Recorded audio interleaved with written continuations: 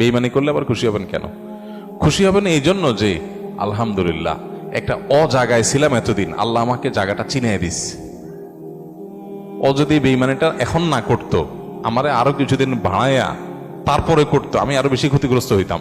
আল্লাহ শুকর, আলহামদুলিল্লাহ আমি যে জায়গায় সময় ব্যয় করছি, এরকম জিগরি দোস্ত বানায় রাখছি, ও আসলে কালসাপ, এটা আল্লাহ তাআলা আমারে জানাই দিছে। আলহামদুলিল্লাহ, আমি খুশি হয়ে যাব। নেগেটিভ জিনিসটাকেও পজিটিভ ভাবে আমরা দেখতে পারি।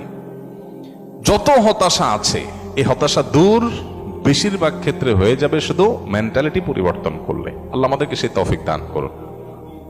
আমাদের কিচ্ছু নাই, ঘরে অল্প স্বল্প আছে, আমরা যার আছে তার সাথে তুলনা করবো না। আমার যা আছে তা নিয়ে আমি অনেক হ্যাপি, আলহামদুলিল্লাহ। আল্লাহ আমার ছেলে মেয়ে সুস্থ রাখছেন, ক্যান্সার দেন নাই, বড় কোনো ব্যাধি দেন না, আল্লাহ শুকর। কিন্তু কাউকে ক্যান্সার দিয়েছেন, আলহামদুলিল্লাহ। আল্লাহ তাআলা আমাকে মরার আগে তওবা করার সুযোগ দিয়েছেন, একটা ওয়ার্নিং আসছে, আমি এখন প্রস্তুতি নিয়ে যেতে পারি। অনেকে হঠাৎ চলে যাচ্ছে অ্যাক্সিডেন্টে, সে তো প্রস্তুতি নিতে পারে নাই। খারাপ কাজ করতে করতে গুনাহের পথে রাখতে তওবা করার আগে সে চলে গেল। আলহামদুলিল্লাহ, আমার তো একটা ওয়ার্নিং পিরিয়ড পাইছি, এই সুযোগে আমি তওবা করে আমার আখিরাতটাকে সুন্দর করে যেতে পারি। প্রত্যেকটা নেগেটিভ জিনিসকে পজিটিভ দেখা যায়। বিশেষ করে আজকালকার যে হতাশা, এগুলো বেশিরভাগই হলো আমাদের অনেক খাই স্বভাবের কারণে। আমরা ভাবখান, আমি এরকম অনেক মানুষ দেখেছি ব্যক্তিগতভাবে, আমি পরিচিত অনেক মানুষ সাথে, নাই ভাই কিচ্ছু নাই, ব্যবসা বাণিজ্য অবস্থা একেবারে খারাপ। এরপরে দেখা গেল ছেলে ফেলে নিয়ে, বাচ্চা কাচ্চা নিয়ে উনি ব্যাংকক গেছে ঘুরতে। ভাই ব্যাংকক গেছেন ঘুরতে, আপনার না খুব অসুবিধা? ভাই এইটা তো 10-20-50 লাখ তো অ্যাকাউন্টে আছেই, এটা তো কোনো ইয়ে না। আমি কোটি কোটি টাকার যে ব্যবসা আছে আমি সেটা কথা বলতেছি, ফ্যাক্টরিগুলো বন্ধ, হান তান, কিন্তু ওনার সব চলতেছে।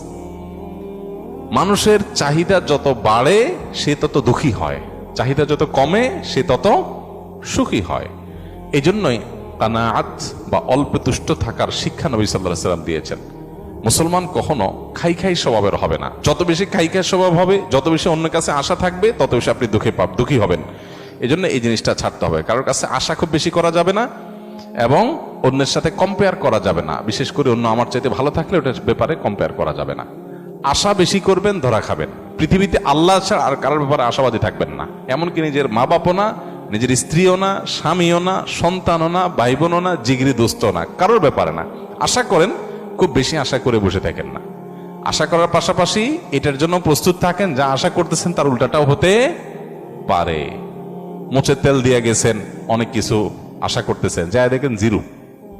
হাইসা দিবেন যে আমি তো বোকা ছিলাম, এই জায়গায় আমার নসিবে এটা বরাদ্দ ছিল না, অথচ আমি মোচে তেল দিয়ে আসছি ফাও। কাঁঠাল খাওয়ার জন্য